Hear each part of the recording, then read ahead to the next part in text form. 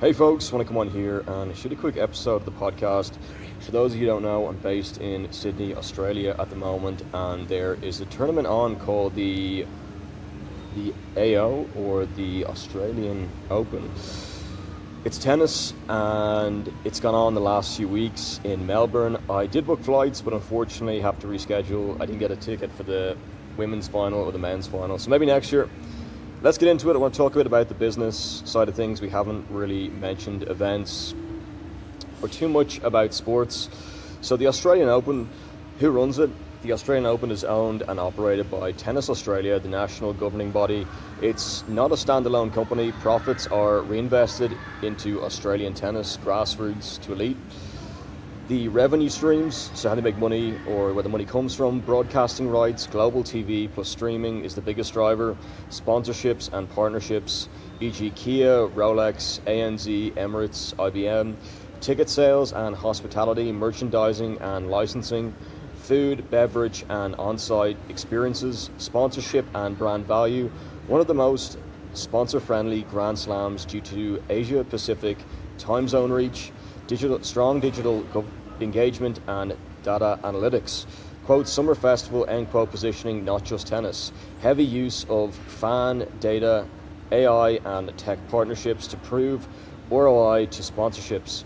Economic impact generates hundreds of millions of AUD, that's Australian dollar, annually for Victoria. One sec.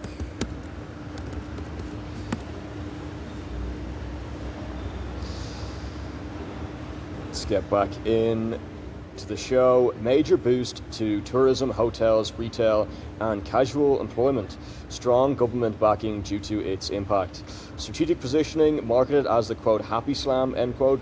Fan experience first, leader among slams in tech adoption, entertainment plus tennis integration, night sessions and prime time scheduling.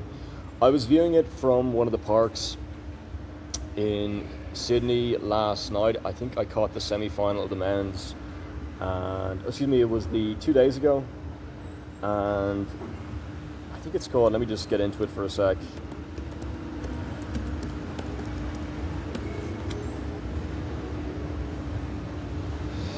There's two big screens, and it's beside the TikTok Entertainment Centre.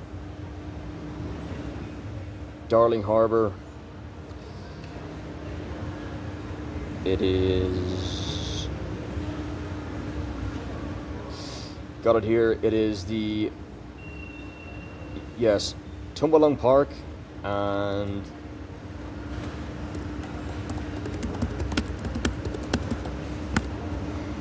excuse me, and it's AO 26 by the harbour at Tumbalong Park, officially serving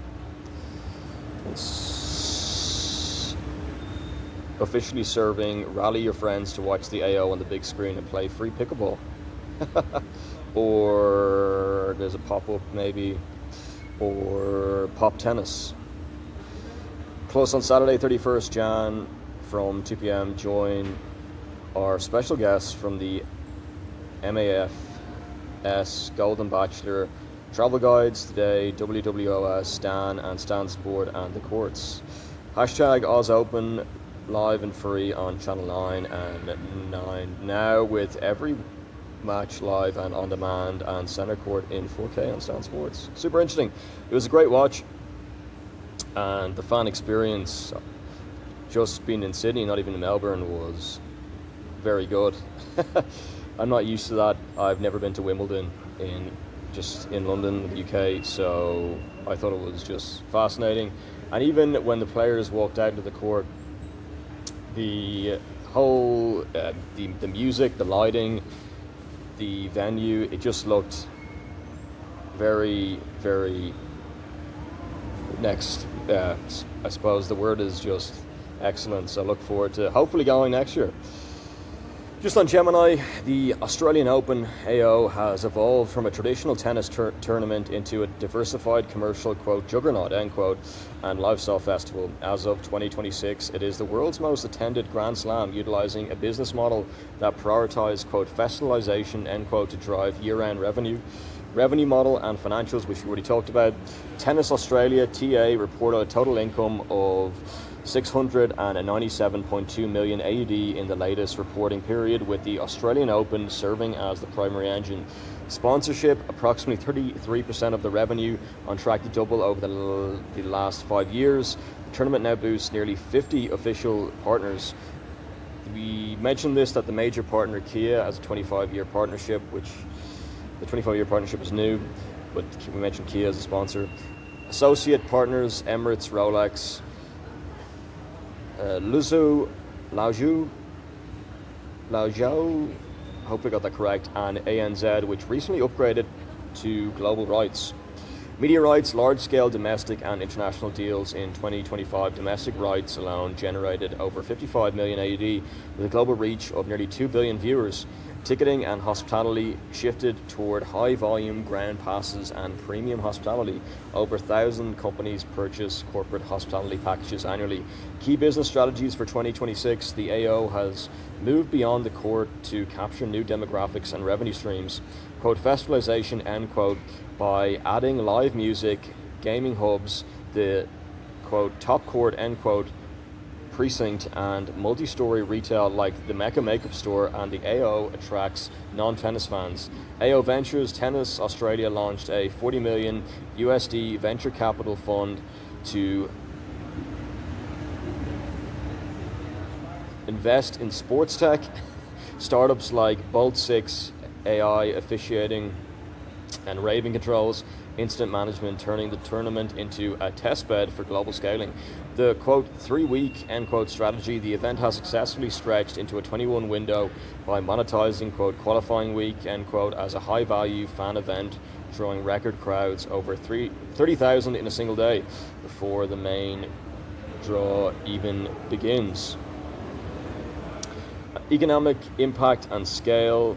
The tournament is the cornerstone of the Victorian economy, acting as a, quote, powerhouse, end quote, for local business. Metric 2026 status/data. Total attendance frequently exceeding 100,000 daily. 2026 is, it does say drawing crowds over 30,000 in a single day for qualifying week. But total attendance frequently, hopefully this is correct, frequently exceeding 100,000 daily in 2026 is set to break the 1.2 million record. Economic impact forecasting to inject over 600 million AUD into Melbourne's economy. I'm presuming that's AUD.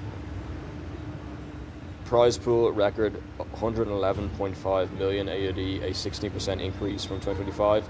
Player share, singles winners receive 4.15 million each. Business Insight, the AU now views itself as a, quote, this is on Gemini, by the way, so hopefully it's all good. I say, quote, I'm learning as I'm going along, as a, quote, platform, end quote, rather than just an event. Brands like MasterCard and Chemist Warehouse no longer just, quote, sponsor, end quote, they integrate into the consumer journey through express queues, retail activations, and health programs that run year-round. Then on Perplexity, just if you missed anything, the Australian Open is a major global sports business driven by media rights, sponsorship, tourism, and growing economic footprint for Tennis Australia and Melbourne. Core revenue streams, broadcast rights, they're now the largest income source. I'll just check on Gemini. I think that's correct. Yeah, there's some disparity, but I think we're okay. Core revenue streams, broadcast rights are now the largest income source, with international media contracts announcing roughly 45% of total Australian Open revenue, especially from Asia and North America. Sponsorship, which we talked about, the next key pillar, with global brands in automotive, banking, airlines, and luxury watches, which we already got into, being Rolex being one of the luxury watches, and airlines, Emirates, and we have automotive being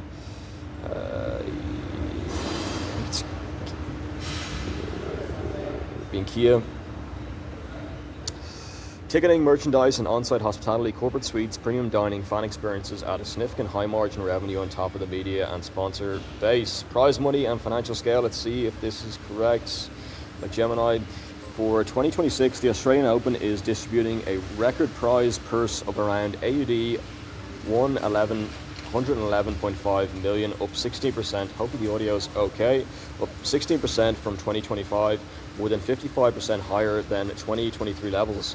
Men's and women's singles champions are each set to receive around AUD 4.15 million in 2026, which we got into, reflecting the event's positioning near the top of global tennis prize money. Tennis Australia, which runs the tournament, generated about AUD 606 million in total revenue in 2024, with the Australian Open its flagship commercial asset. Economic impact on Melbourne. NAB analysis forecasts that the 2026 Australian Open will inject more than AUD 600 million into Melbourne's economy over the fortnight, concentrated in hospitality, retail and accommodation. During the 2025 event, precincts such as Richmond, South Yarra and East Melbourne saw accommodation turnover surge between 34% and 90%, with restaurant and retail spend up between about 70% and 25%. Across the last decade, the Australian Open has generated over AUD 3.46 billion in economic benefits for Victoria, underlining its value as a cornerstone of the state's major events strategy. How the business model is evolving. The tournament has been repositioned from a pure sporting event to a broader, which you talked about, quote, summer festival, end quote, with music, food, kid zones and branded activations expanding its audience and sponsor appeal. Long-term global deals, rising prize money and premium on-site experiences are being used to lock in top players, international viewers and high-spend visitors, reinforcing its status as a global entertainment property rather than just a tennis tournament.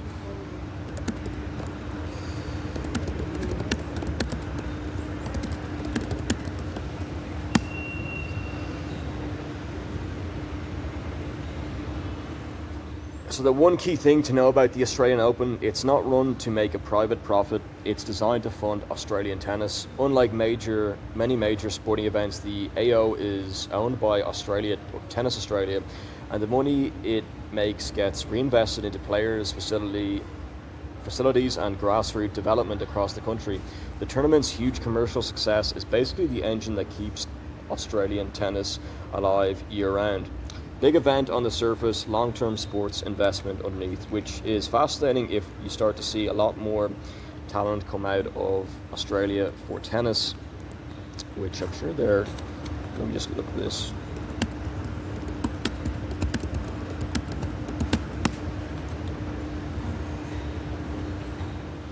Yeah, there's Alex de Minaur, he's 6th, hopefully got that correct, in the top 10 tennis-wise for men's.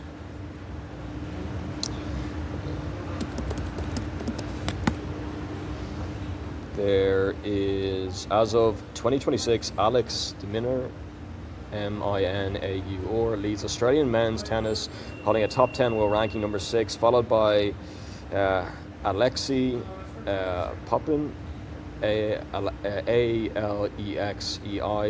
Pop, Popyorin. Number 19, Jordan Thomas, number 26, and James Duckworth, number 46. The strong cohort reflects the 42-year high for Australian men's depth in professional tennis, supported by other top players, including Alexander Vuic, Christopher O'Connell, and Rinky Hijakatsa. Hopefully got that correct. So there's a number of Australian men. There's a number in the top APT rankings. One in the top 10, and the women's.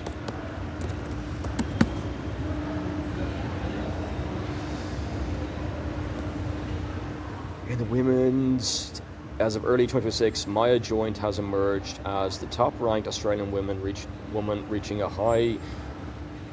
career high, ranking number 32, to lead a resurgence of local talent. Other top Australian contenders include Ija Tomaljanovic, Kimberly Burrell, and Olivia Gladicki, with several major players, with several players frequently appearing in the top 100 as of early 2026.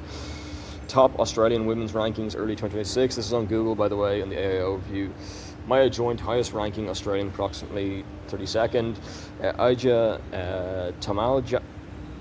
Janovic, top 100 frequent competitor in WTA events. Kimberly Brielle, top 100 Australian contender. Hopefully got that correct. Olivia, Gadecki, top 100 contender. Daria Seville, top 100 Australian contender, and Arina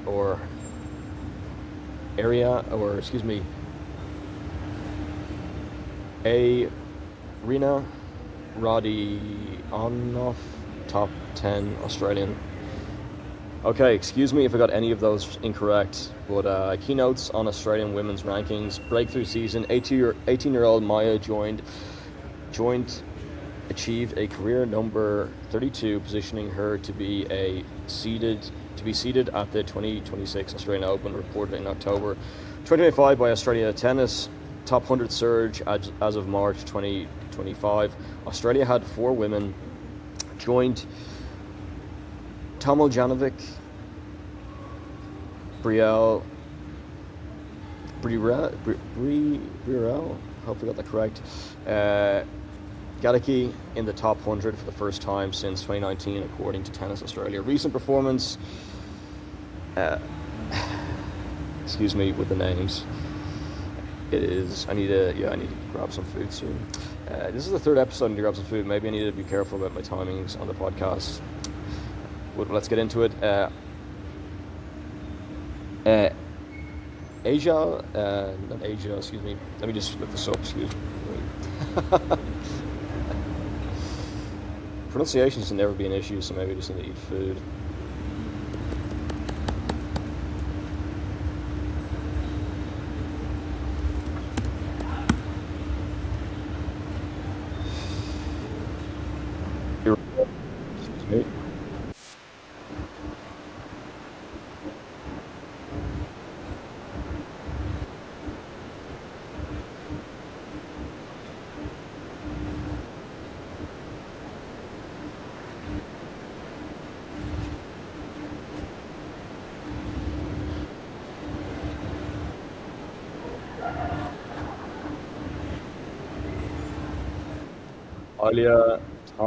Excuse me.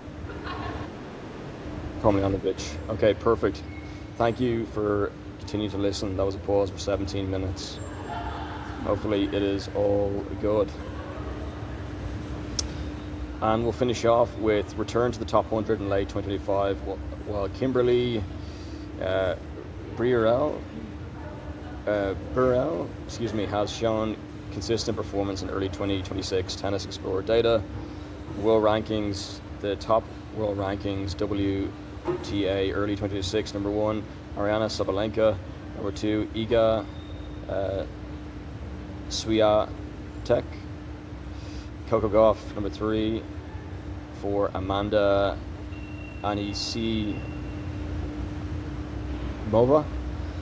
I got that correct. Rankings are as early 2026, with major surges occurring in late 2025 and early 2026. I think I've got that. I think we've touched upon nearly everything. Excuse me with the I'm trying to get rid of it. I think it's nearly gone. One key thing to know about the Australian Open, to reiterate, it's not run to make a private profit. It's designed to fund Australian tennis. Unlike many major sporting events, the AO is owned by Tennis Australia, and the money it makes gets reinvested into players, facilities, and grassroots development across the country. The tournament's huge commercial success is basically the engine that keeps Australian tennis alive year-round. Big event on the surface, long-term sports investment underneath. And that's it. Thanks for listening, folks. And that is the business behind the Australian Open. A bit more information about it. I think the final is on today, the men's final.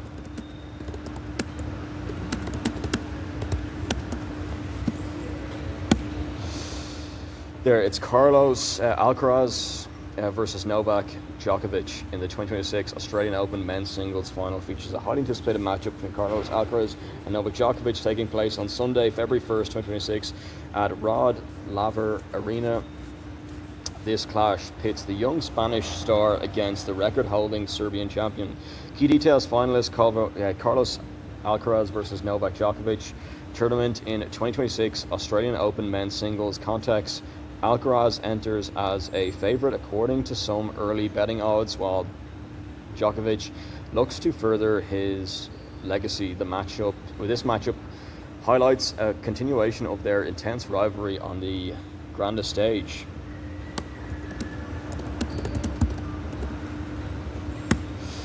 And the women's final was on last night,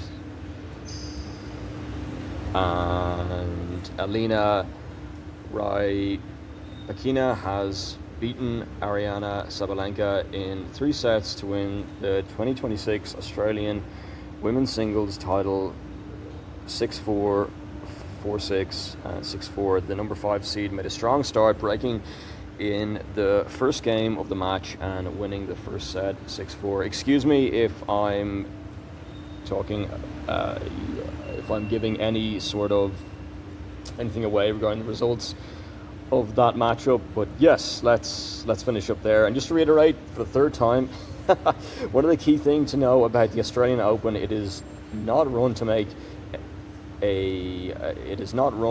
private profit. It's designed to fund Australian tennis. Unlike many major sporting events, the AO is owned by Tennis Australia, and the money it makes gets reinvested into players, facilities, and grassroots development across the country. The tournament's huge commercial success is basically the engine that keeps Australian tennis alive year-round. Big event on the surface, long-term sports investment underneath. And thanks for listening, folks. Enjoy the rest of your weekend or Sunday evening.